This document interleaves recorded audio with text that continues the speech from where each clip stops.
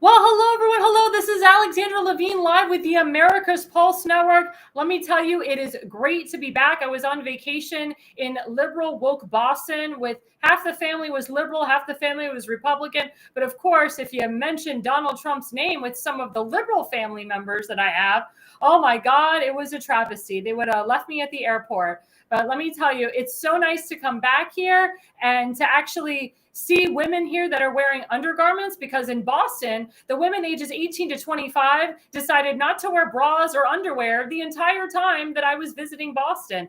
Boston has become a very dirty city, a very woke city, a very liberal, and you can tell Massachusetts is clearly Taxachusetts. So I feel bad for people that live there, but I don't feel bad for the people that voted for Senator Elizabeth Warren and so forth, and the liberals that run Massachusetts. So you asked for it, you got it.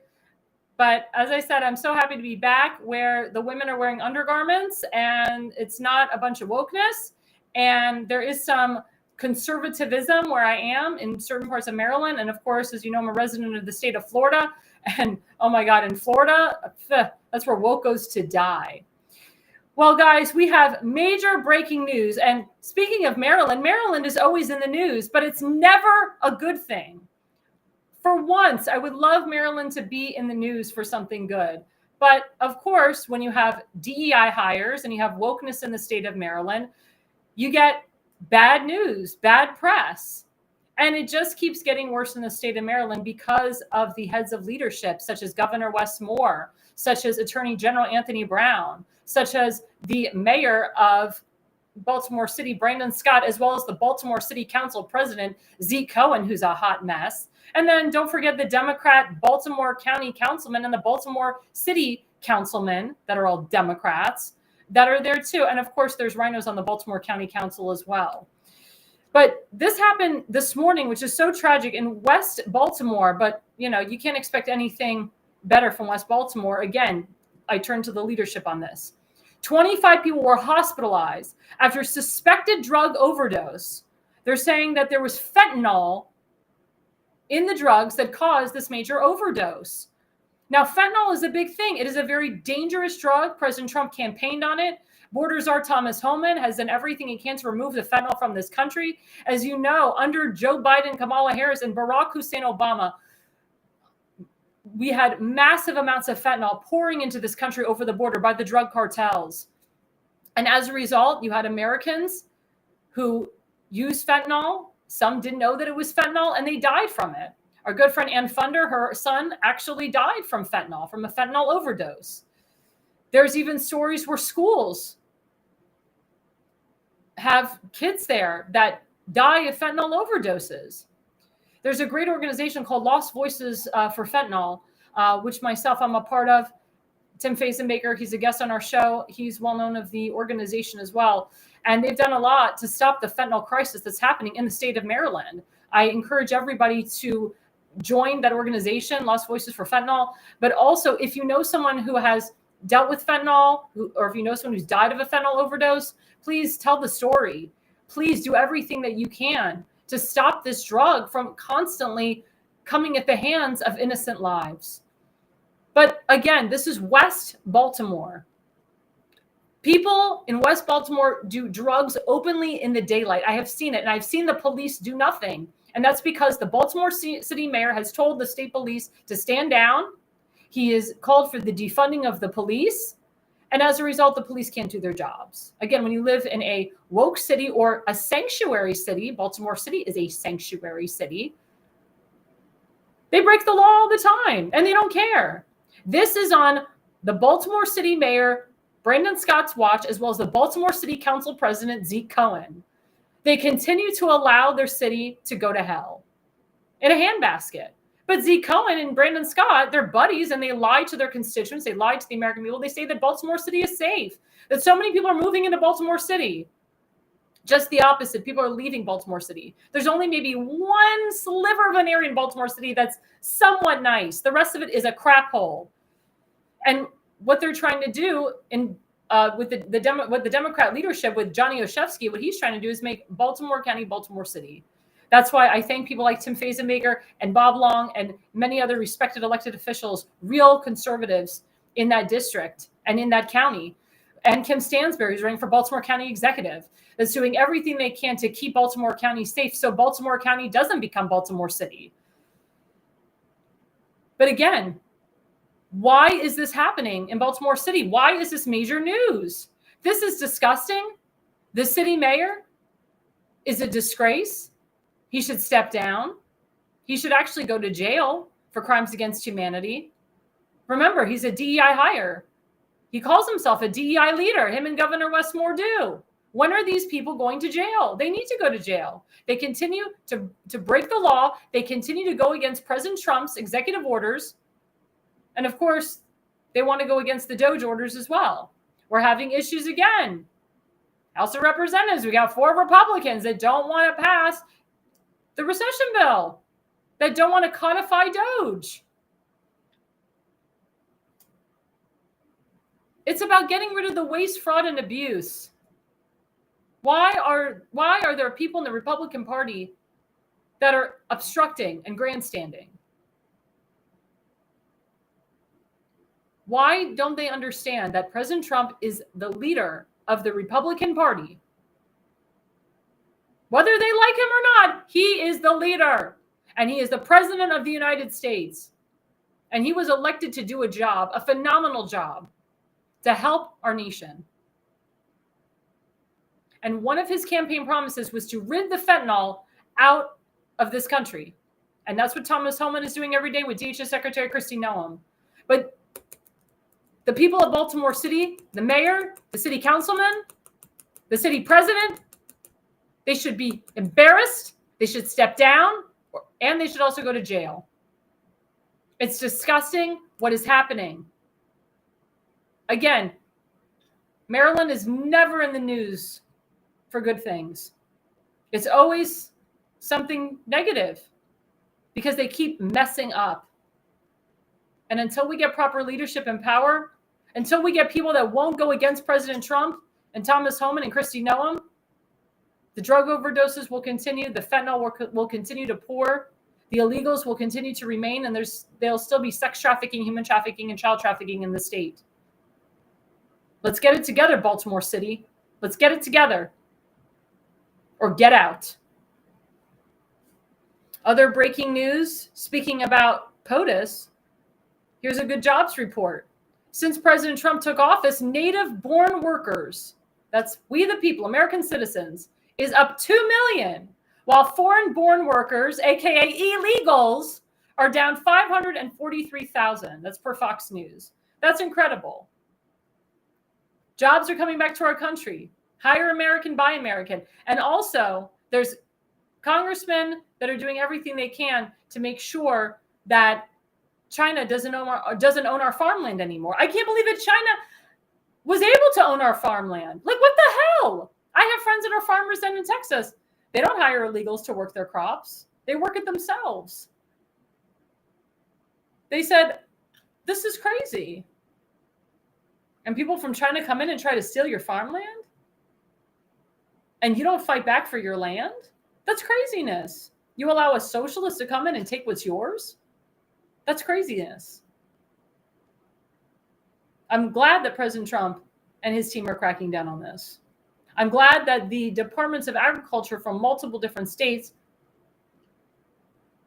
it's always going to be the red states first, are stopping everything they can to make sure that Americans keep their farmland and that you don't have a bunch of illegals running it. Don't have a bunch of people from China coming in and taking what's yours. It's crazy. It's crazy to think that that was even a thing, that it was even considered acceptable. There's a lot of rhinos out there that think it's a good thing. People that donate to big PACs that give money to conservatives. They think it's a good thing that China owns American farmland. And they even ask you the question before they endorse you, do you support China owning your farmland? And if you say no, they say, oh, you need to get a book in economics. These are the same idiots that said that tariffs weren't a good thing, that it would hurt the American people and hurt the economy. BS. We're finding out that when President Trump puts the tariffs on these foreign nations, our stock market goes up and they play ball.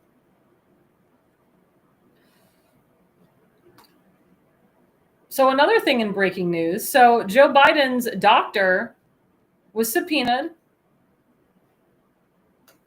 in front of the committee, but he pled the fifth the whole time. Biden's doctor, What the F by Nick Sorter, just flat out refused to testify about Biden's cognitive decline in a closed-door congressional hearing with Congressman James Comer, who's the head of the House Finance and Budget Committee. He wouldn't answer any questions. He wouldn't answer, did you lie about President Biden's cognitive ability? He was the one that said that Joe Biden is not fit to testify in front of a court of law. But he also covered up a lot and said, oh, Joe Biden, he's okay to run the country. He's fine. But we don't think it's okay for him to testify in court of law. The cover-up of this doctor, he couldn't answer a simple question. Did you lie about Joe Biden's cognitive ability? You plead the fifth to that? So I guess that means you did lie. I mean, this is crazy. Craziness. I've never heard of such a thing. And Congress didn't get one straight answer from the guy. Not one. Unbelievable. Unbelievable. The guy was subpoenaed to speak in front of the committee, had his attorney, and he said, my attorney advised me to plead the fifth on everything. What do you have to hide, Mr. Doctor? Are you afraid you're going to get killed if you reveal the truth to we the people? You people that covered up for Joe Biden, President Trump, he's not going to give you a free pass. He's getting to the bottom of the auto pen. And we're going to find out that Joe Biden had no say in anything. That he had either Barack Obama, Samantha Powers, Valerie Jarrett, Susan Rice. Maybe it was Joe Biden's staff that had the control of the auto pen. We're going to find out that these, quote, pardons, which were not really pardons, it's BS, were not even real pardons. We're also going to find out that the appointment of the new Supreme Court justice wasn't even real. We're going to find out that the, quote, presidency of Joe Biden wasn't real. We're finding out, I mean, we already knew this, but we're going to find out more that the 2020 election was completely stolen. And if we have proper people that put in the real evidence and show us the real evidence,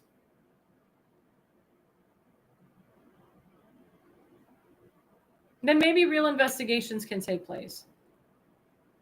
I can tell you the one guy who wrote the book on election integrity is William T. Newton. You go to md2020watch.com, md2020w watch. That man's research has been archived in the majority of state GOPs nationwide, including Maryland State GOP. He has literally written the book on election integrity. Everything he has written is coming up now.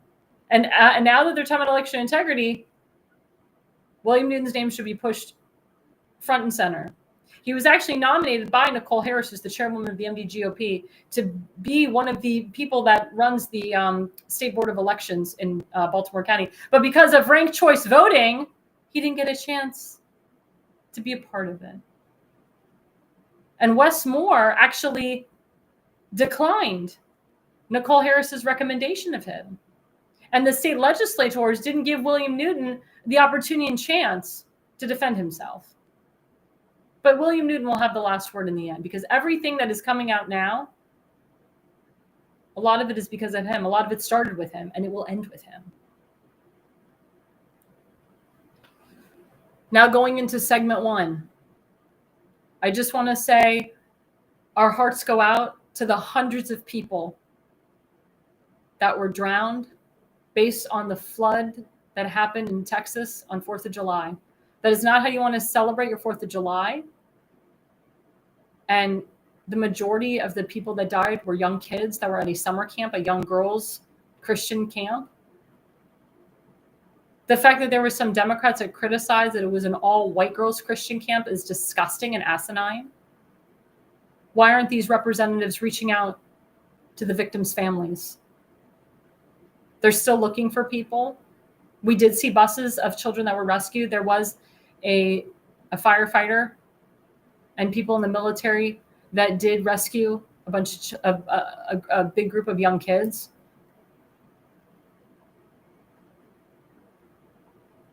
But Governor Greg Abbott said that he will memorialize that tragic day every year. But of course, people are trying to figure out how this happened. Of course, you have climate change deniers. You have people that run organizations that do something called cloud seeding. Now, I've personally never heard of cloud seeding before, so I had to look it up. So cloud seeding is when a material is injected into a cloud in hopes of starting or increasing the precipitation process. So this particularly happens when there's like a drought going on in the area. And once they put, it's like an iodide, it's like a sodium iodide into the cloud, you start the precipitation can go up to 5 to 20% wherever you are. Now in Texas, they do have a big cloud seeding operation that goes on there. Also, cloud seeding can help generate snow. Now, according to some experts, they said that cloud seeding likely would not be able to take the rain in Texas and increase it to a very large area like it did. Because some people are blaming cloud seeding for what happened, because there was a guy, Rainmaker CEO, and we'll put up the slide later, that he was actually cloud seeding 2 days before the tragedy happened. But he claims that his cloud seeding had nothing to do with what happened in Texas. A lot of people said that it was the remnants of Tropical Storm Barry that hit Mexico on Sunday, June 29th, that caused a lot of this flooding to happen. But we are starting to see after Texas that there's massive floodings happening in North Carolina. There's massive floodings happening in Washington, D.C. I don't know about you guys, but I've been stuck in massive rain with tornado warnings this whole week, like the last 3 days. So you have to ask yourself, like, what's happening here? Is this God? Is this the cloud seeding? Because with cloud seeding, you have to be on an airplane and literally drop the sodium iodide into the cloud while you're up in that plane. And then people are saying, like, why would you be responsible for being God? Like, who the heck would do cloud seeding as a career? Well, again, they do it if there's a major drought in the area, or if like they said, if they need to help generate snow. They do this a lot in the upper areas that need more snow capping, like in Alaska, Montana, so forth.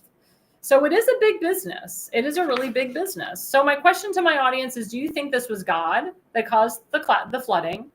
Or do you think it was cloud seeding? Or do you think it was climate change? Remember, climate change is climate change. People, global warming, all of this stuff. I mean, we are in the summer. The water tends to get very warm during the summer. But we all know that global warming, climate change is a hoax. I mean, if you disagree with Greta Thunberg, she goes, how dare you? But, you know, Greta Thunberg went from being a climate change person to a pro-Hamas person. So I don't know about these people. I mean, how do you go from being someone who worships climate change and global to, you know, being pro-Hamas? I don't understand that. But anyway, let's put up the first slide of the segment with my friend DC Drano, who's great. So DC Drano wrote, wait, what the F? A weather modification CEO says they did see cloud seeding operations 2 days before historic floods, 100 plus people, and says it's not related. So the guy that runs the cloud seeding, this Rainmaker CEO who did cloud seeding 2 days before, He says that it wasn't related to what happened. Again, my question to my audience, do you think this was cloud seeding? Do you think that the Rainmaker CEO is trying to play God here and to create this monstrosity that happened? I mean, we go to the Bible here. We go to Genesis. We go to the story of Noah with the floods and how the ark survived all those heavy, heavy floods. Is it possible that the Rainmaker was playing God here and that he caused all these floods to happen as a test? Is it, I mean, people are saying that the Rainmaker had something to do with killing these innocent people. They're going to hold the Rainmaker CEO accountable. But according to him, he was just doing his job, and that cloud seeding cannot, under any circumstances, cause such a monstrosity like this. Now, EPA Director Lee Zeldin, who I love, hashtag that's my Jew, hashtag always will be my Jew. Love that guy. Former congressman from New York, ran for governor too of New York, said today that he will release everything he knows about cloud seeding, about geoengineering, about anybody or anything that has to do with controlling the weather. Now, I've heard for many years that they have people that control the weather. That is, besides God, it is actual people that control the weather. I leave that theory up to you guys. I have read about it over the years. I saw that in Florida with the hurricanes. It's very rare that two massive hurricanes hit the same spot within 2 weeks. We had Hurricane Helene, and then we had, I don't know why I just blanked on it, Hurricane, wasn't Martin, Milton, there we go, which was very rare. And Hurricane Milton was more fierce than Hurricane Helene. Hurricane Helene took down a lot of people's driveways and cars and screens, but Hurricane Milton saw a lot of massive power outages and also trees coming right over people's roofs. I know my parents' home got damaged more from Hurricane Milton than Hurricane Helene. So people think that the powers to be control the weather to script the 2024 election. Remember, we had massive hurricanes, that same hurricane, I think it was Milton, that messed up this very Republican area in North Carolina and in Tennessee as well. So it's very interesting how people work, and it's very interesting how the Lord works. As we know, the Lord works in mysterious ways. A lot of times tsunamis happen out of nowhere to people that call for the death of Jews and the death of Christians. But this was a Christian camp where the majority of the people unfortunately died from this flood. They drowned. Was that the atheists, the powers to be, the communists, globalists, Marxist elitists that were doing something to make sure that people that were in this camp were killed? That's another theory going around. But again, EPA Director Lee Zeldin, he said that he's going to release everything he knows about cloud seeding and so forth. Now, this guy, Rainmaker, or the Rainmaker CEO, his name is Augustus Dorico. We have that second slide. So Rainmaker CEO admits it, that they're playing God and they think it's their duty. They're using religion, Christianity, to justify controlling the weather. This isn't science. It's weather manipulation with a holy mission. I want your thoughts about that. So this guy, Rainmaker, has been on some big podcasts. He's the one going around saying, I cloud seeded 2 days before the tragedy, July 2nd. I got in my plane. I did the sodium iodide. I cloud seeded. But he admits that his doing of the cloud seeding had nothing to do with the floods in Texas. But then Will Cain asked him, were you playing God here? And he says, yes, I was. I was being God. God says, let it rain. I'm going to make it rain. I'm going to push the precipitation level in an area that isn't going through a drought. A lot of these areas that had the massive flooding were not going through droughts. Now, years ago in Florida, I did a paper on the Everglades, Lake Okeechobee. There was huge droughts going on during there. And I did papers on aquifers and reservoirs. There was no cloud seeding done at that time. We could have used it, but it wasn't done at that time. So why would cloud seeding be done in a time of year where it's the summertime, where it rains the most, especially in areas like Texas, Florida, Georgia, North Carolina, South Carolina, Tennessee, Virginia, Maryland, etc.? Why is a bunch of cloud seeding going on during areas that is made up of that doesn't have a heavy drought? It's not a heavy drought season. This isn't the Middle East. This is not the desert. This is not Arizona. This is not New Mexico. Now, Mexico, the Bahamas, Jamaica, Key West, Bermuda Triangle, they get massive amounts of rain during this time. Remember, hurricane season starts from June 30th to November 30th. So what the heck is going on? Why was that guy cloud seeding 2 days before? And why did we find out after the fact that he was cloud seeding? And why is he getting all this attention? And why is he on like all these big networks? Now he's clarifying what cloud seeding is, what solar engineering is, what geoengineering is, etc. Is he just doing this to get clickbait and to promote his cloud seeding? Was it really necessary for him to do the cloud seeding? And should Texas remove the cloud seeding operations that they have? I mean, cloud seeding has been going on since the 1950s. But people have monopolized and manipulated the weather for many years. These are true facts. These are not conspiracy theories. Again, it is very unusual that Sarasota, Florida got hit twice in 2 weeks by two massive hurricanes. It has never happened in the history of hurricane season, in the history of hurricanes hitting Florida. Even my governor, Ron DeSantis, said that.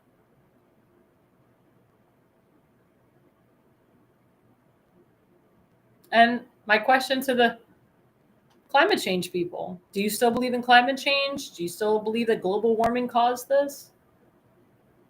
Have you reached out to the victims' families? Have you done anything for the victims' families? For the first responders, for the firefighters, for the Coast Guards that also perished helping these young people? Nothing. You've been silent. And I can tell you there's organizations that are currently getting a van together and going down to Texas to provide supplies. Our friend Fred Profiter, who runs and owns the Frederick County Conservative Club, I know he's going down to Texas. And Seth Eisenberg with the Conservative Corner, he's the vice president treasurer of that organization. There's another organization. I'm actually having a guy come on. His name is Vince. He'll be on my show on Tuesday night, the 15th in real time, showing me exactly what he's doing down there and how he is helping some of the victims down in Texas. So I encourage everybody to do that. If you can get a truck, a U-Haul, if you can even do a GoFundMe, a Give, Send, Go, something to help the victims' families and the victims, that would be phenomenal. If you can provide supplies down there, if you're retired or if you have a few days off and you can go down to Texas and do something, please, please do something. Please. This is a tragedy. A lot of people say this should have never happened.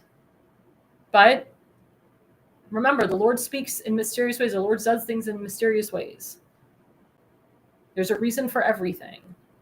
Whether this was just God that did this or cloud seeding or whatever, I leave that decision to my audience.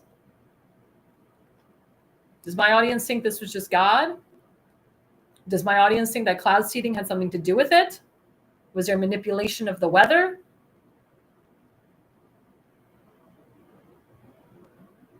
What do you guys think? Again, coming up after the break, we have a repeated guest, my friend Sean Flaherty. He is one of the Hagerstown City Councilmen, and he will be with us right after this break.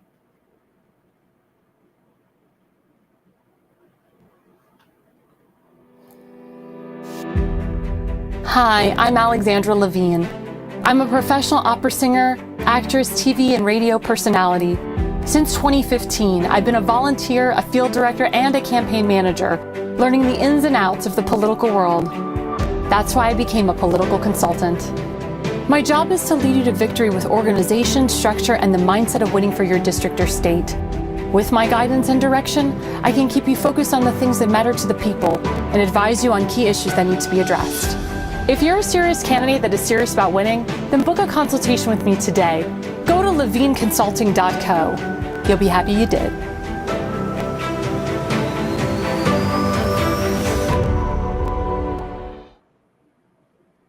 Hello, everyone. Hello. Segment 2 starts with my good friend and repeated guest, Sean Flaherty. He is a member of the Hagerstown City Council. He is the only Republican, one of 5, and a part of the Hagerstown City Council. I'm so happy that he is there. Thank God we have a Republican voice. And of course, we have our good friend, the mayor, William McIntyre, who's also a Republican. So we have a Republican mayor with our one Republican in part of the Hagerstown City Council. Let's bring Sean up.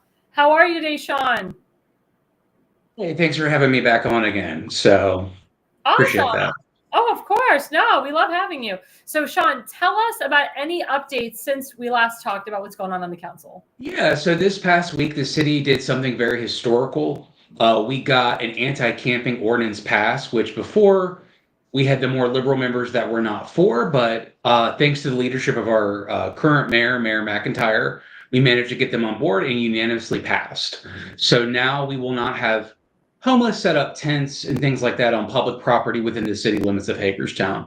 We don't arrest folks for being homeless, but we don't let them stay on public property. And there's already tons of resources and things where we can already help them already connect them to that. You know, and you mentioned Baltimore, and it's very tragic what happened this morning with the overdose that happened there with so many residents. And we face that on a daily basis here in Hagerstown, but it's really this culture of lawlessness you see in a lot of big Democratic blue cities where they just said, well, you need to have compassion, just whatever feels right, do it. You know, and our former mayor of Hagerstown is the state's opioid response director. And it makes me scratch my head because if she couldn't really fix the drug issues in Hagerstown, I'm not sure how she can fix the state. You know, she was appointed by Les Moore. She did not finish her term as mayor here. And we have real big issues with opioid. It's going to affect everybody. I'm very proud of President Trump's leadership, and we could, you know, all the big, beautiful bill passed with, we have money for the border and border agents and ICE and things like that. And, you know, if anything, I publicly support our law enforcement, not only locally, but federally. You know, that's a very hard job to do. You know, and we live in a state where it doesn't really want to enforce its laws, you know, and that's why I tell folks, you have to be the change in your community. You can't expect another politician to do something that you can do for yourself, you know. But since we've met, we passed the anti-camping ordinance. Unfortunately, the city of Hagerstown decided to raise taxes, and for the 26 budget, I was the sole vote against that. We had numerous businesses and residents tell us do not raise taxes here. You know, there's a reason why folks are going to red states like Florida and Texas and Nevada and states that have no state income tax, and they're fleeing deep blue states like Maryland, New York, and California.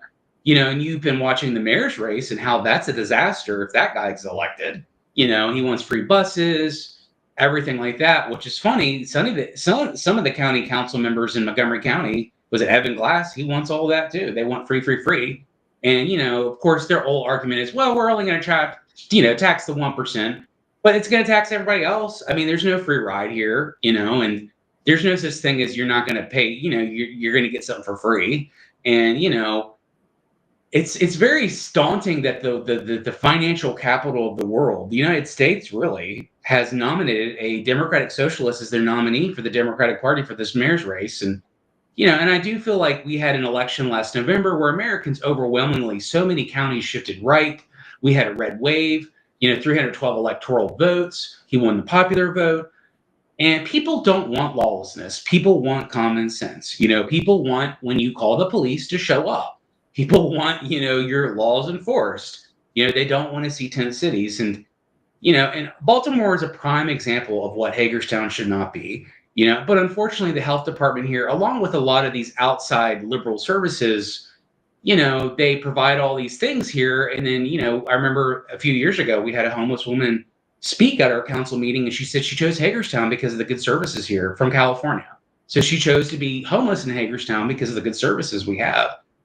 And those are not the type of folks we want to attract in Hagerstown. We want higher incomes. We want, you know, higher working professionals. We need some more of that Montgomery, DC money. But, you know, it's sad that we have that riffraff element and it's going to take years. I mean, the downtown's already doing things to make things better. We've got a new stadium. They have the field house. But at the end of the day, if we don't take care of the quality of life issues that people voted for us on, what are we worth to anybody, really, Yeah, I agree with you on that. And to your point, you live in Hagerstown, but you're part of Washington County, which is a more red county than most. Mm-hmm. Got elected, there was Democrats who were running the council. You had a Democrat mayor, as you said. So how were you and Bill McIntyre able to take back Hagerstown and Washington County and make it red? And what model would you say to the people in New York to make sure that this Democrat socialist doesn't become the mayor of New York City? Yeah, well, I'll give it to Zohan Mandani, if I pronounce his name correctly. I did go to South Carolina Public Schools, so I'm just warning y'all. But he actually had a good campaign about quality of life issues, which is kind of what me and Bill ran on. But the difference between us and him is he wants to raise taxes to do it all. We just want to have common sense things with ordinances and things like that passed here that we can do on a local level to make people's lives better.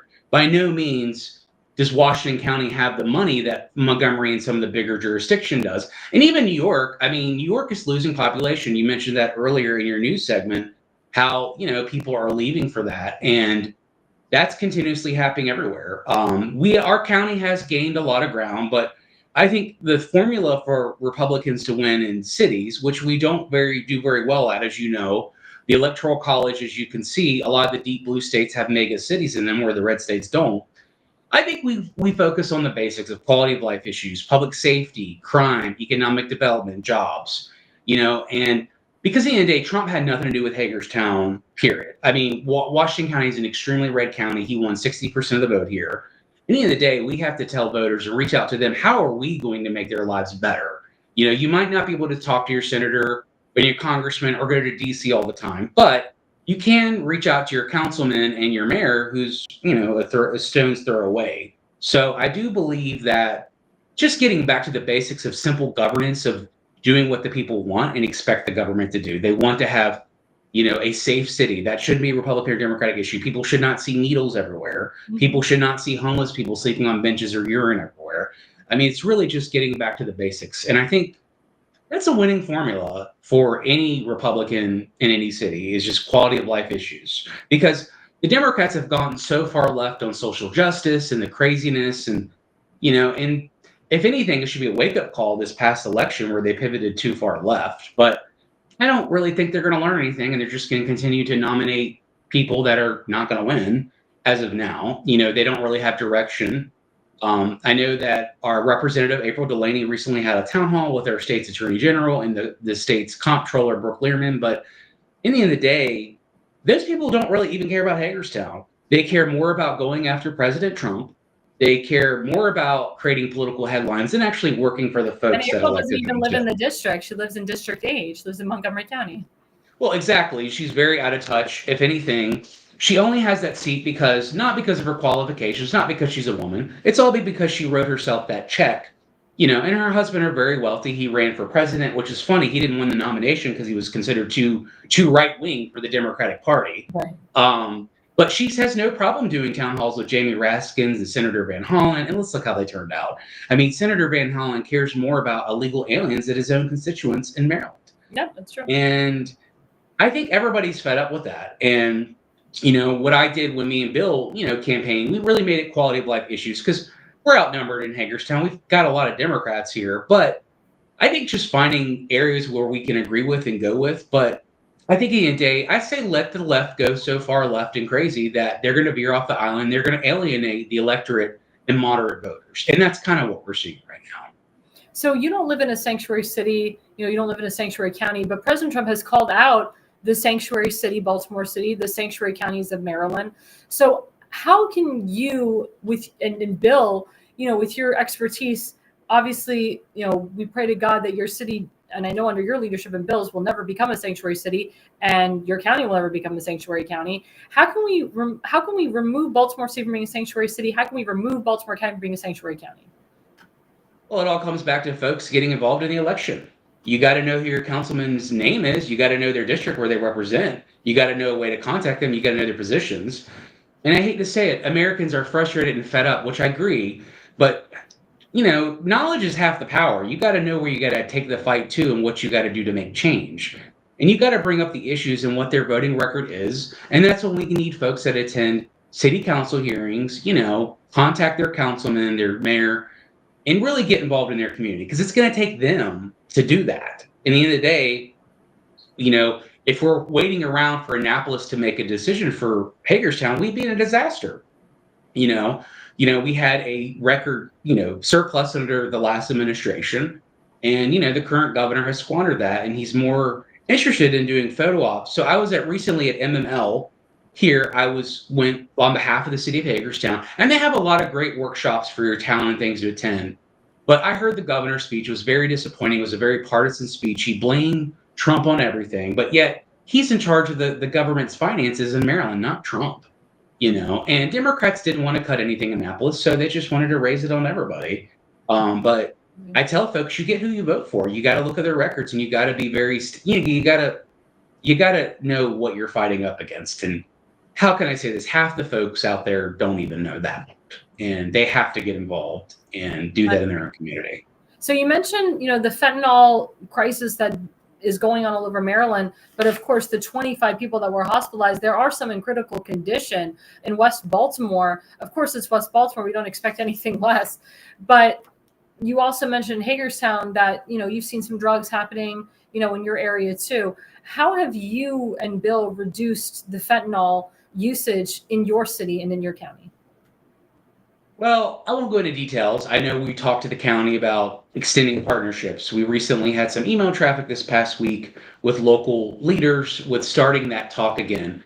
The previous administration failed horribly at that. The previous mayor was more concerned about running for Congress the moment she got appointed instead of actually caring about the residents of Hagerstown. Correct. And now she says she's a political consultant, although she's never run her campaigns. But I think right now it's a few different things. I think we have to work on solutions for folks. So not only do they get off drugs, but where do they go from there? And also, what can we do as a community to help them as well? Like I said, I've been a firm believer of I want to give you a hand up, not a hand out. Correct. And, and I'm all for giving grace and help for those that truly want to change their lives and help. And we've had great success stories even in Hagerstown where we've had addicts that have changed their lives and done better. But the problem is half the battle is they have to want to do it themselves. Mm-hmm. You can take the horse to the water, but you can't make them drink it. So right. I think that's a constant battle. But I think me and Bill, along with the rest of the council, we are talking to the county. We're talking to our legislators and thinking of better ways to aim at combating this. And, I think a lot of it's the philosophy here, along with what they have in Baltimore, that it's been acceptance of behavior for a long time, and they think that's fine. When it's not fine. I lived in other areas where I don't see people strung out on drugs. And, I lived in South Carolina, which is a very red state. I'm not saying they didn't have issues there too, but I did not see the drug and the lawlessness as prevalent in Maryland as I have down there. Here as I have down there. So Sean, you wrote a post about a guy named Paul Wiederfeld. So talk to us about him and why you wrote the post that you did. Yeah, so he is the Maryland State Transportation Secretary. He was appointed by Wes Moore as soon as he got sworn in for governor. I opposed his nomination. He was a horrible transportation secretary. First of all, he was this former CEO. Paul Whitfield was the former CEO of Metro before he got appointed to Maryland's Transportation Secretary. So I regularly worked at the Pentagon. I lived in Montgomery County, taking the Metro regularly to work. It became a joke under his leadership. He did Safe Track. I was stuck behind the train. I don't know if you remember back in 2015, there was a train under Lafayette Plaza. It was a tunnel. It smoked. A woman died. I was stuck in that tunnel for hours. Oh my God, no, I don't know that story. I was in Florida. I was the train right behind that, and the woman died. Oh my God. And his leadership and the way he acted after that was unacceptable. And on top of that, he did a horrible job of running Metro.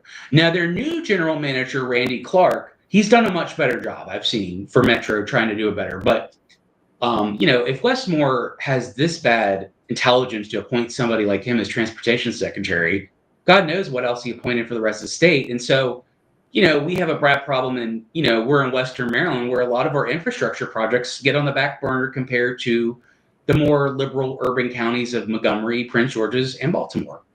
And we have 12 miles of Interstate 81 that should have been widened 30 years ago. but it's been dragging their feet here ever since. And we have a lot of growth here. People are moving to our county because there's lower taxes. It's, we're not far from DC and Baltimore, but you're not paying Baltimore and DC prices either. That's good. You also mentioned one of your posts about I-70 and I-81. Can you tell us the situation going on with those two? Yeah, we made headlines. I don't know if folks are, in the Hagerstown area, we made headlines, a week or two ago, where we had a wind turbine, which, green energy is getting dangerous. It's going to kill all of us. It went through all the interstate traffic lanes and held up traffic for hours. It was a complete disaster for our whole area. And the lack, and 7081 should have been widened years ago. But, the fact that they brought that wind turbine through here with, the mess that the interstate's been in was a horrible idea. And, and right now we're seeing Marylanders' utility rates go up because of, the poor policies of Annapolis where they want to go green. They're more concerned about electric leaf blowers in Montgomery County than they are about your actual electric bill going up here. And, the Democrats' philosophy is that, just somebody else is going to pay for it. We don't have to. But that's not the case. We do have to pay for that. There's only so much of the 1% you can tax. And the smart ones that are the 1% aren't going to stay in a state that taxes them nickel and dime. Well, Governor Westmore is going to be up for a wake-up call when President Trump signs that he cannot mandate everybody to have an electronic car, in 2030 or 2032, something asinine and crazy. I mean, he just reversed that in the state of California. I know Elon Musk was kind of pissed about that, but the average American cannot afford an electronic car. And also, America isn't made for that. I mean, we have so much charging stations, the infrastructure is not existent. And on top of that, you're looking at a Tesla and you're looking at $40,000 or more. Plus, if the battery explodes and it's lithium, that's like $26,000. Exactly. That's almost as much as a new car itself. Exactly. So, and that's why, I'm not against electric cars, but I'm for consumer choice. Like, if I find a better deal, if it's gasoline, I'm going to buy it.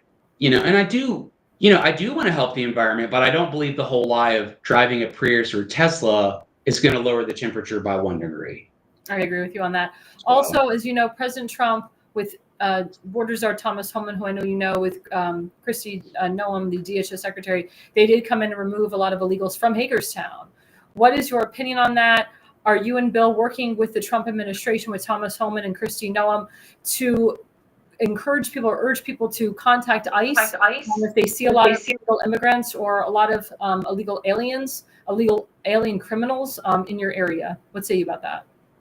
Yeah, I mean, I know from talking to our local law enforcement, they've been very cooperative from the federal government, from what I know. I don't think there's any against that. And I think, what scares me is seeing neighboring Frederick, which is the next county and city over, allowing illegals to vote in local elections, which is just ridiculous. I do know there's a group around here that wants to allow 16-year-olds and lower to vote. But what group is that? That's crazy. They came to the Board of Elections meeting here in Washington County. Wow. Yeah, they wanted to push that, and apparently Joe Vogel's pushing it in Annapolis on the statewide. Oh my God, we love. Yeah, and I was at MML, which is even very depressing to see who runs the state, and they had a table there just for ranked choice voting, bringing that to Maryland. I'm like, lovely. So, but yeah, I think for Hagerstown, from what I know, there was talk previously that the airport was used by the Biden administration to ship illegals and things like that. Mm-hmm. I don't know the details of that. It wouldn't surprise me, but I don't think we don't have a giant Hispanic. We don't have a giant. We're not as a diverse county compared to Montgomery or Prince George's. Mm-hmm. And Montgomery and Prince George's border Washington, D.C., which is the nation's capital. They're going to have a lot more different people from other countries there. But, I definitely do not want us to become Frederick, where we allow illegals to vote. I served in the U.S. military. I was in the Army National Guard. I strongly believe that should be only for American citizens. And I think the majority of folks believe that, too. Again, I'm not against immigration. Come here legally. Just don't get in front of line like everybody else. And I think most Americans support that. It's just the craziness, and their agenda has gotten so far out left that voters have repudiated them. And we had a recent Supreme Court winning in Maryland with the parents in Montgomery County, and that's a big win as well. So Sean, we have just 1 minute left. Tell my viewers how they can follow you. Tell us anything upcoming in your city council, any events that you're going to be a part of. The floor is yours. Yeah, we have, it's at the bottom. It's flahertyforcouncil.com, and it's the number 4, but You can check out my website. If you check out my website, Flaherty for Council, there's a link to go to my webpage on Facebook, so you can go there. But nothing huge coming up now. I think we're going to really the camping ordinance got passed. We're going to refocus on the budget. I'm going to be talking more with community stakeholders and things, how we can make our city safer. I talked to some business owners, and I'm going to meet with them tomorrow to hopefully visit their facility in town where they've had a huge drug issue and they're picking up needles and things like that, and what we can do to remedy that. So, but stay tuned. The 26 elections are coming up. I'm glad we've got some good people running, and I'm going to be very happy to endorse them and have my full support for them in the next election cycle. I'll be waiting to do that when it gets a little bit closer because it is kind of early, but I think we have a chance to flip some things next year here. I agree. I know the councilmatic districts are very important. I know they want to flip some delegate seats. I know they're looking at a state delegate seat. I think it was Brenda Cham's delegate seat. They want to flip that back to Republican in your area. Yeah, that's here in Hagerstown. Yep, that's right there in Hagerstown. And in Baltimore County, they're expanding the council from 7 to 9. Hopefully we'll get some more Republicans. Maybe not. They may only get 3 Republicans, but we want the most conservative Republicans in those districts in Baltimore County, because again, you keep voting for the same garbage, you get the same results. That's exactly the problem. And I posted that on my page. You get what you vote for. All these people complain about tax hikes and all. Like, where were you at in 2022? Did you vote for Dan Cox or Westmore? And it came down to that. Yep. End of the day, folks need to vote based on policy, not personality. I agree. And I wholeheartedly believe that's why you got elected, because you stuck to local issues, because you stayed true to who you were, because you made it about Hagerstown, you made it about the city. And you and Bill are really models. And even the 4 people that won the Washington County School Board, all Republican, and also Paul Black and Jamie Brenn. They focused on local issues. They focused on the people. I know you talked to every single constituent. You didn't care if they were Republican, Democrat, Independent. I know you talked to everybody. 10,000 houses. Yeah, that helps. That is what's really important. I think even your neighbor is liberal, and she voted for you. So yeah, because I'm like, you're my neighbor, and I'm going to focus on the real issues here. And I didn't have to be a Republican and trash Trump to win in Maryland. And I don't think a lot of people don't either. Just stick to the basics and what's around you. Correct. And you, like I said, you are a great example, a prime example. We love having you on our show. We'd love to have you back with your dog. Please have your dog back. Yeah, let me introduce you. Yeah, let's see your dog. Did we get to see her earlier? Just woke her up. So hello, everybody. This is Zelda. Say hello. Hi. She just woke up from her nap. She's next to me. I feel bad. Yeah, but she's my little baby. But she's kind of, she goes to all the city events with me. Everybody knows her. Oh, there's Councilman Flaherty's daughter, Zelda. So, we're gonna dress her up, and we're gonna have a wiener dog race here. Oh. And I'm hoping, because she's half dachshund, half beagle. So we'll see. Even if she's not a winner, she's still a weenie. So you might not be a winner, but you're a wiener. So. Well, thanks so much for coming on. Thanks so much for your dog for coming on, and we will be right back, everybody, after the break. Yeah. All right. Thanks, guys. Welcome to America's Pulse Network. This is APN's very own White House correspondent, Alexandra Levine. This is so amazing and miraculous. We've never had a president in the history of our nation doing this. And we hope to God that he continues doing this forever and ever. Thank you. God bless you, everybody. And God bless President Trump. And God bless you. Hello, everyone.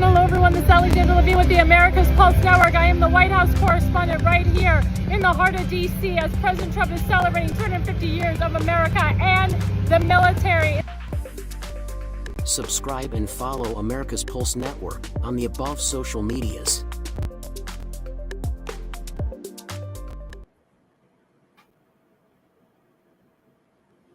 Well, hello, everyone. Hello. We're back. This is Alexandra Levine live with the America's Pulse Network. And yes, I am the White House correspondent for this network. It is an honor and a privilege to be a part of the new conservative meet at the White House with Caroline Leavitt. And of course, I'm always at a moment's notice with the president when he's on the White House lawn, and any of the big wigs as well on the White House lawn. So, as you know, sometimes I like to change it up with my show. I don't always like to talk politics. As you know, I've been doing skincare segments, dating segments. Well, I said to myself, I haven't done a dating segment in a while, and I've been getting some really good material this past weekend. So I'm going to be talking about major dating scenarios, good dating scenarios, bad dating scenarios. I'll be honest with you, they're mostly bad, but it's mostly scenarios that I want you, the people, to think about. And I really want the opinion and the thoughts from my audience and viewers, because these are real life scenarios. I will not mention the people's names. They wanted it to be anonymous. They told me I could talk about their life. I just can't mention their names.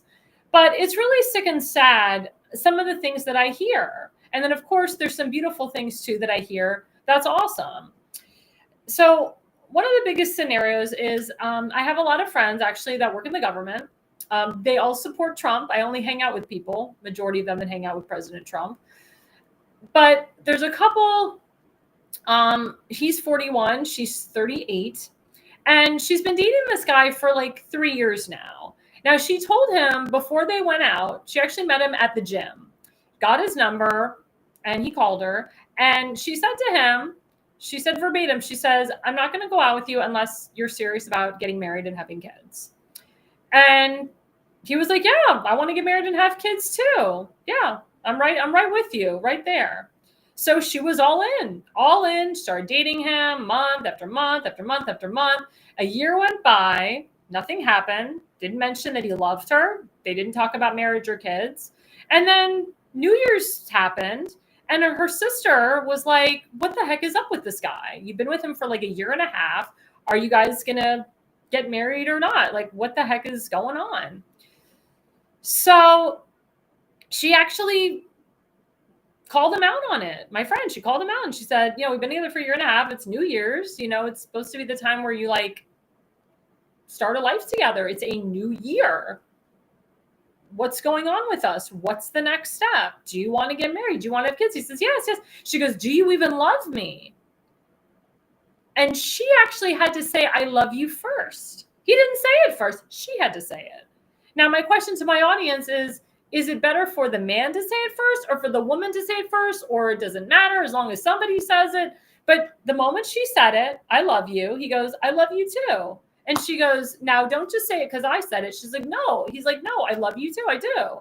And she's like, but you never told me. And he's like, well, I'm not like great with emotion. Like I met this guy. He's a very emotionless guy, has no passion. He's just very vanilla. That's just who he is. He's just very vanilla. So he finally tells her he loves her. So this is a year and a half. Then she meets his family. Then he meets her family. He goes down to meet her family. And, the father asks him, so are you thinking of marrying my daughter? And he goes, yes. So the follow-up question is, that's great. Are you thinking about marrying her this year or next year? And what do you think the guy said? He said, I don't know. This guy has been going out with my friend for now, it's been like over 2 years. And he doesn't know when he's going to marry her. And he had just bought her an engagement ring too. Another question. When you buy someone an engagement ring, do you give them the ring right away, like a day or two afterwards, a week afterwards, or do you wait a year afterwards? Now, my girlfriend told me that her boyfriend bought her an engagement ring a year ago, and he has yet to propose. They've been on vacations together. They've been on trips together. Remember, they've both met the families. The families both approve of them getting married. So what the hell is wrong with this guy? He didn't talk about marriage after he bought the ring. And then finally, recently it clicked. When are we getting married? We need to do this. When do you want to get engaged? When do you want to get married? She's like, well, I have a timeline. I'm getting married before my birthday, with or without you, whether you're the husband or not. I'm getting married before my birthday. So he's like, well, if you want to get married before your birthday, we got to get on this. Like, we got to sit down and plan. When are we getting married? When is this happening? And she's like, well, wait a minute. You haven't even proposed yet. You're holding the ring. So she talks to the family on the phone. This was like 2 weeks ago.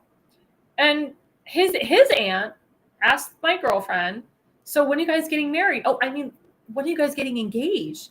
And my friend responded, I don't know, because it's true. She doesn't know. The guy hasn't given her the ring yet. She doesn't know. They've gone on dates here and there, hasn't proposed. So the aunt says to her, oh my God, like, what is wrong with this man? Like, what is wrong with him? Then the aunt says to my girlfriend, you should leave him. In fact, my daughter thinks that you should leave him. Now, when she told me this, I've never heard of that before. The aunt and the aunt's daughter is telling my girlfriend to leave her man or to leave her nephew? Now, one interpretation is the aunt doesn't like my friend. The other interpretation is that the aunt actually really does like my friend and she's trying to protect her because she's saying, if my nephew can't get off his freaking ass to propose to you after you've been with him for 3 years, after he's been holding an engagement ring for a year, you need to say sayonara. And she's still young. She's 38 years old. But she's given up 3 years of her youth and time where she could have been married with kids already. Now it's going to be even harder for her to go out and find somebody. And she's got to have kids right away. Because if she waits till she's 42, 43, 44 to have kids, it's going to be very hard for the body. She may not be able to keep the child, and the child may have problems. So in my opinion, her boyfriend really effed her up. But people have also encouraged my friend that she should have broken up with this guy years ago, that she shouldn't have let him string her along for 3 years. But my question to my audience is, now that after 3 years, he's finally said to her, let's get married, should she marry this guy? Should she just go over to his home and snag the ring? Now, she told him, please do not propose to me in your house or in my house or in your car or in my car. And that effed up his whole plans because he's not a planner. He's not a grandiose type of dude. And my question to my audience is, when you propose to your now spouse, did you do something grandiose? Did you propose to your wife in a car, on an island, in a restaurant, in a hotel room, in the shower? How was your proposal? Do you think it's a big deal how the proposal should be? Do you think it should just be like, here's the ring? Should the guy put a little bit of effort into it?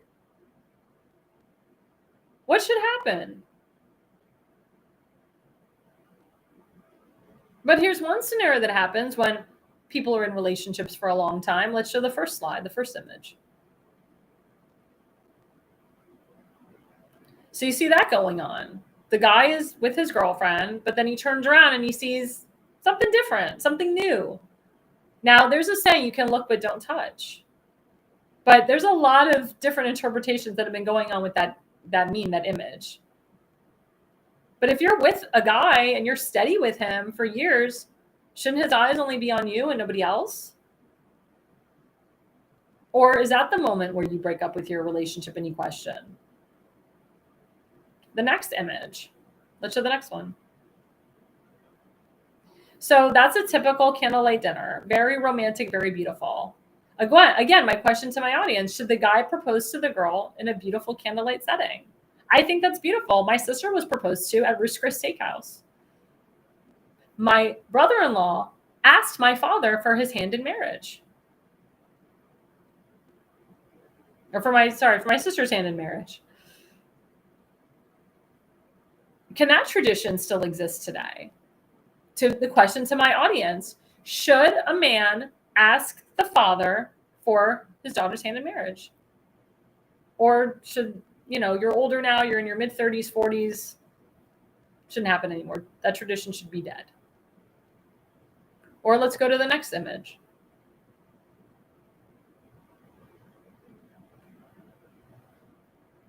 That's a beautiful way to meet people. The guy literally just saw this random girl at a coffee shop and he just comes up and talks to her. Or should a guy propose to a woman at a coffee shop or during lunch? Or should he propose to her at her house? Now, my girlfriend is very upset because her mother really wants her to get married because she's 38 years old. Her mother feels that you've invested 3 years of your life into this man. He's ready. Why does it have to be a big deal? Just go over, get the ring, and then once he gives you the ring, mark a date in the calendar. I do agree and believe that once you get proposed to, you should pick the date right away. Because if not, you'll just be engaged year after year after year after year, and then you don't get married. I've seen that a lot, especially with older couples. And I know younger couples too, they get engaged at 20, 21, 22 years old. And they wait, 5 or 6 years to finally get married because they want to, work out their finances. They want to finish school and so forth. But my question to my audience is, what is the appropriate way to get engaged? How should a man propose? But now we're living in 2025 and things are different now. Now you see women proposing to men. I've seen pictures of a pregnant woman proposing to her man. Let's show that image.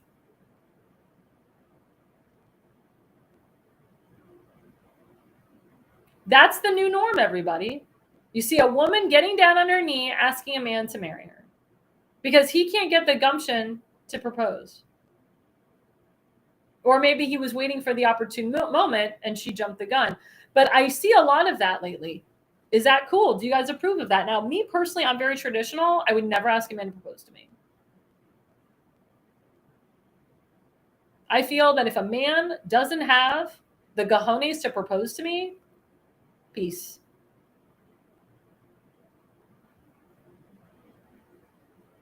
And I've talked to a lot of people that have told my friend to leave this man that she's with. That if he can't get his shit together to propose, if he can't plan it out, if he can't do something nice for her, if his family has to push him to propose to her, and if their marriage, if everything is based on force, that's really sad. And I want to tell you for the record, she had to initiate to go look at rings. He didn't.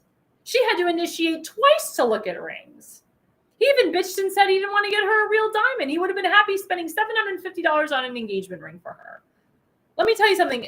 There's no engagement ring out there that's worth $700 that is even worth $750. You can't buy an engagement ring for $750 unless it's like something at a pawn shop. I don't know. I mean, grandmothers and mothers, they pass down their engagement rings to their sons. But when I heard that, I just felt so bad for her. It was so insulting.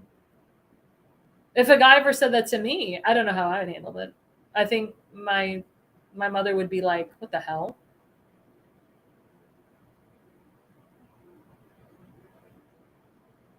Yeah, that's a good point. Real Home Recording, our friend Adam Reuter. There's a book called He's Just Not That Into You that comes into mind. I believe a movie was made about it. Yeah, there was a movie made about Jennifer Goodwin and Drew Barrymore.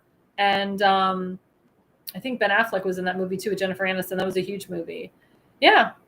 So Adam Reuter, you think that guy is just not that into her if A, he's not proposing, or B, he can't get his act together to propose. Again, my question to my audience, should my friend leave him? And it's easier said than done. It's easy just to leave a dude. It is. It's easy to break it off. But you have to think of the consequences afterwards, the aftermath of that. She's concerned that she doesn't have another guy waiting for her, and she's going to be stuck at 40 unmarried. Or 45 unmarried. He's 41. He doesn't care if he gets married or not, and he could find a 27-year-old tomorrow. Someone else that will put up with his bullshit. Pardon my language. He told her he could live in the same apartment forever. Doesn't care.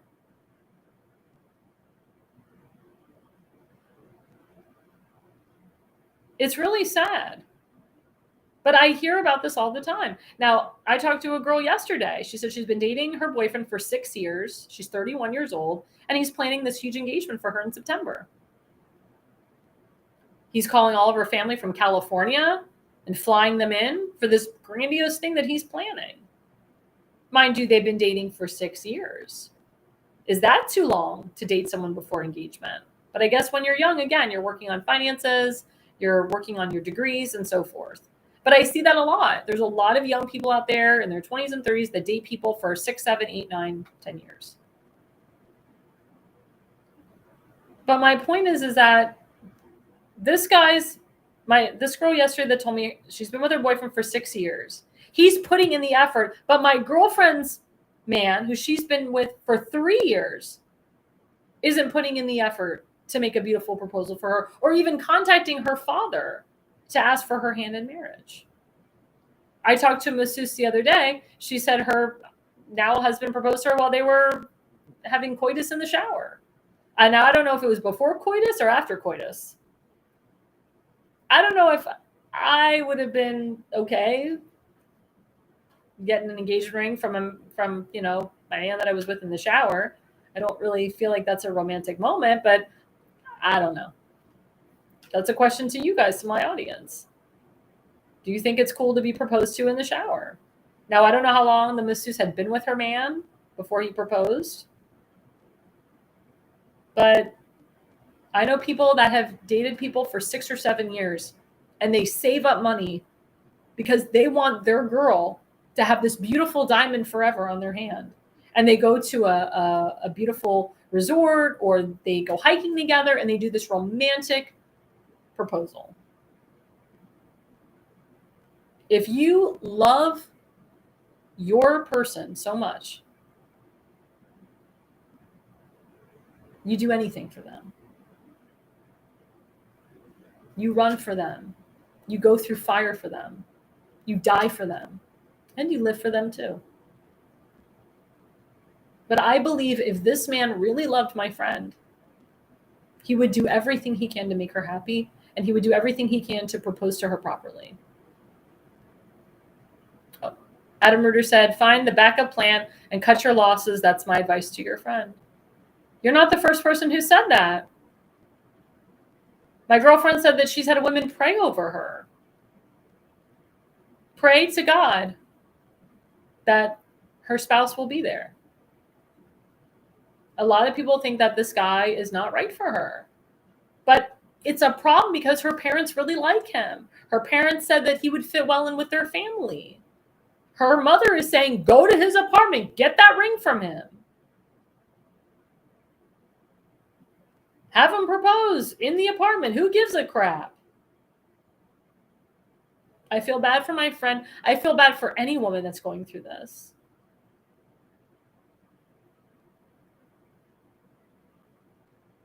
But as I said, some people, they date for 6 years, they have a beautiful proposal. Some people, they date for 1 or 2 years, don't get a proposal at all. But what baffles me is I've never heard of a guy buying a girl a ring and holding it for a year. When the parents know, and the whole family knows that he bought her the ring. What's even more sick is he went to a family barbecue and his relatives said to him, congratulations. And he goes, congratulations for what? And they said, your engagement. He goes, I'm not engaged. How humiliating for him. But more so, how humiliating for her if she was there. I'm so glad she wasn't there.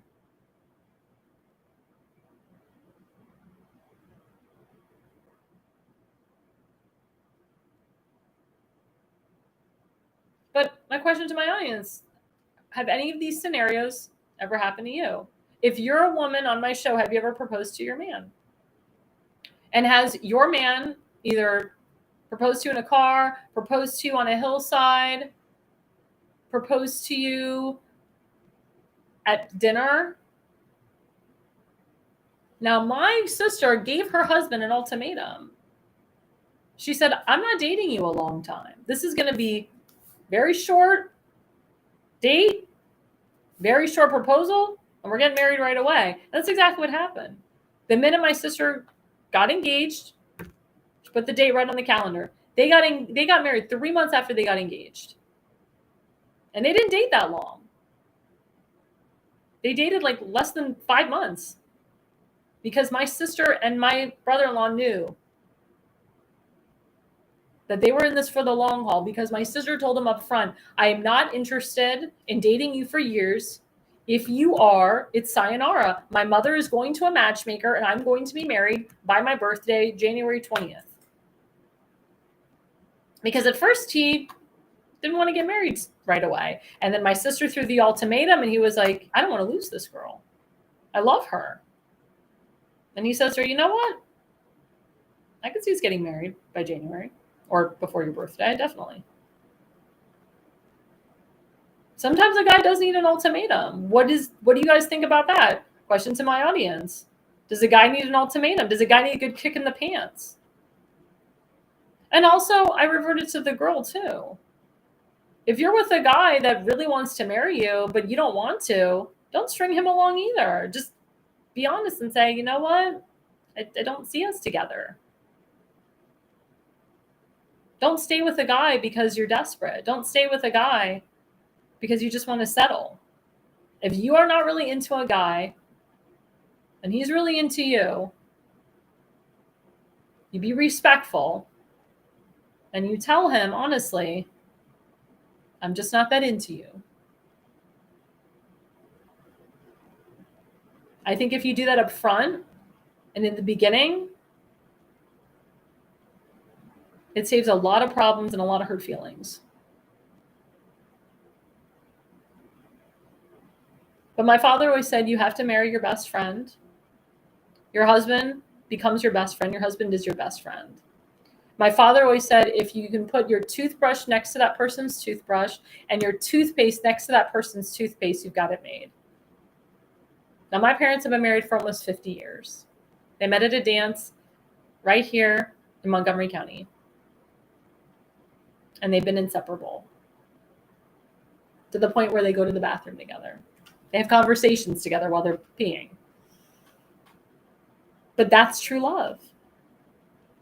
My parents are an example of true love.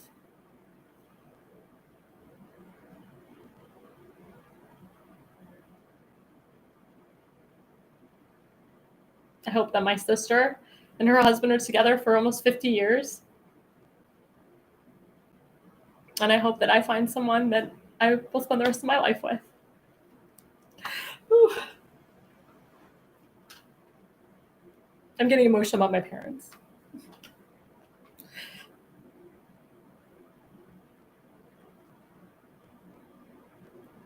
Because they have a very wonderful bond, a wonderful love that doesn't really exist today. And I hope that everyone else in this world finds that love and holds on to it and never lets it go. Ooh. Well, this has been a wonderful, wonderful hour.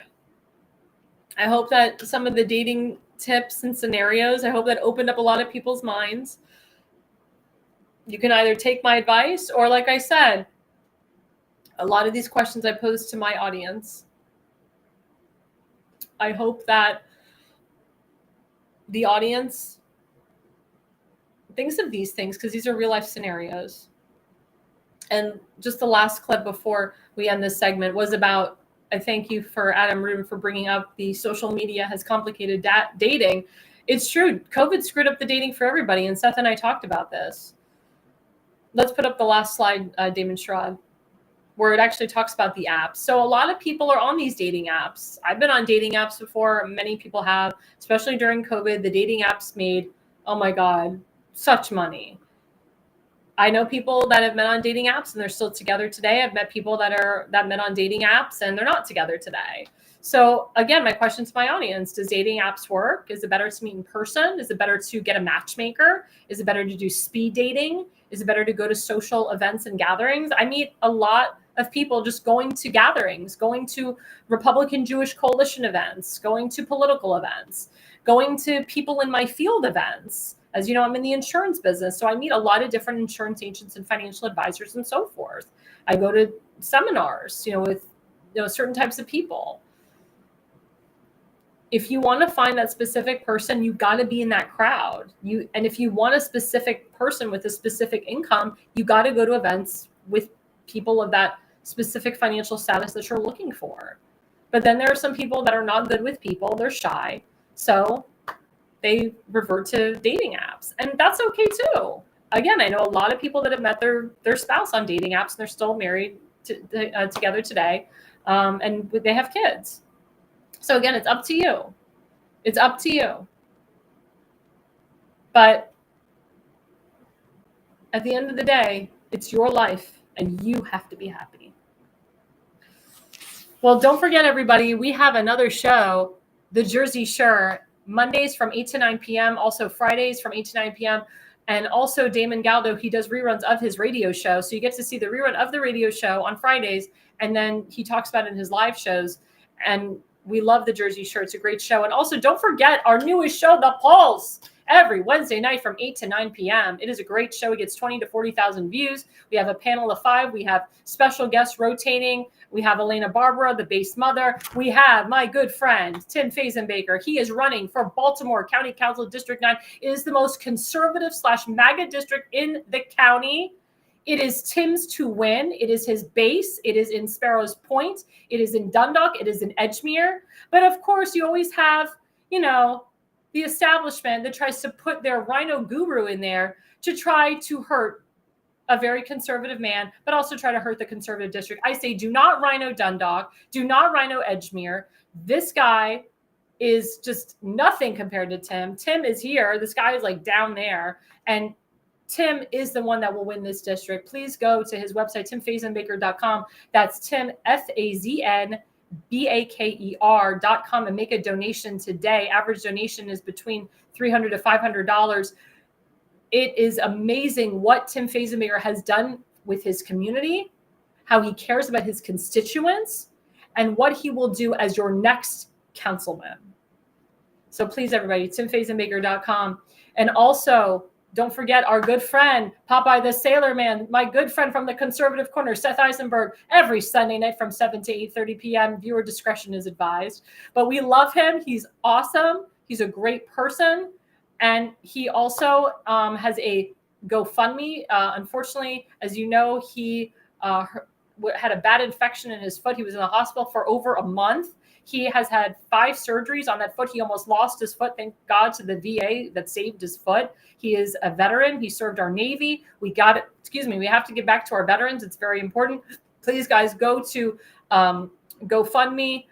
Please go to Jonah Eisenberg /help/crisis, and please donate today. Average donation of that is $250. The goal is $25K. We raised over $6,500 alone in the first 3 weeks, but we need to keep going. The ultimate goal is $100K, but we want to get to the $25,000 goal as fast as we can. So please, guys, go to the GoFundMe. Give to my friend Seth Eisenberg, the Conservative Corner, and don't forget to watch his show every Sunday night from 7 to 8:30 p.m. And he is one of the hosts on The Pulse from 8 to 9 p.m. every Wednesday night. And of course, don't forget my friend Allison Reedy. She has a Give, Send, Go for her son Dylan, who is trying to go to this wonderful college in Utah. He is wants to fulfill the American dream. He only wants to go to this one school in Utah. As you know, out-of-state schools are very expensive. She lives in Michigan, but he's a good kid. He's a smart kid. She is a conservative. She's a constitutionalist. She loves her son. She is fighting for her family every single day, and we love her, and we love her son. Please go to givesendgo.com/constitutional. Average donation there is $100 to $150. Please, guys, give to these people. Give to Seth. Give to Allison Reedy's son. These are the people you need to give to, not to convicted felons and not to illegal criminals. And, of course, guys, don't forget to follow us on our social media. Our social media is just imploding every single day. I appreciate the people on our show tonight that commented. Thank you so much. We appreciate your comments. Again, don't forget to go on YouTube at America's Pulse Network, on our X account at America's Pulse Network, on our Rumble account at America's Pulse Network. We are on True Social at America's Pulse Network, and now we are on Parler at America's Pulse Network. And David Schrod, if I missed any social media from our network, please let me know, because we're on so many different platforms. And of course, don't forget to follow me, Alexandra Levine. You can follow me in the White House, but also follow me on Facebook, Alexandra Levine. Follow me on my X, which has the majority of my followers, at Alexandra Levi20, on Instagram at ARLevine85, on Rumble, ARLevine85, on True Social at ARLevine85, and at Levine Consulting on YouTube. Thanks again, everybody. And the reason you listen, and the reason you watch is you are no idiot. America's Pulse Network. The mainstream media is bought and paid for. The truth is twisted to fit their agenda. But America is waking up, because podcasts are the future for trusted media. Welcome to the America's Pulse Network. It is a network built by patriots that upholds the Constitution. The America's Pulse Network stands for God, truth, and the America First movement. There is no corporate propaganda, no government spin, just real news, real talk, and real voices fighting for faith, freedom, and the future of this great nation with common sense. Here are some of America's Pulse Network podcasts. Alexandra Levine Live, hosted by Alexandra Levine. Jersey Shore Podcast, hosted by Damon Galdo. The Conservative Corner, hosted by Seth Eisenberg. APN's The Pulse, hosted by Alexandra, Damon, and Seth. So tune into America's Pulse Network on the following social media platforms: X/Twitter, Rumble, Truth Social, Facebook, and YouTube. Join the revolution. Because the pulse of America beats for God and country. America's Pulse Network is for faith, family, freedom, and truth.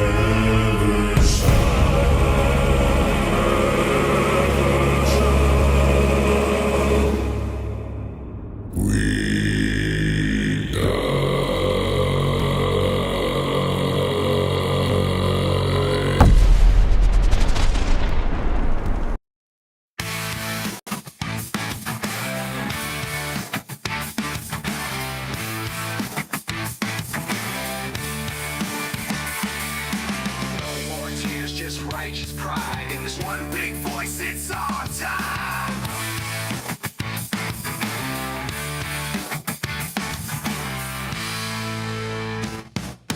Generation fighters take the stand from shore to shore. We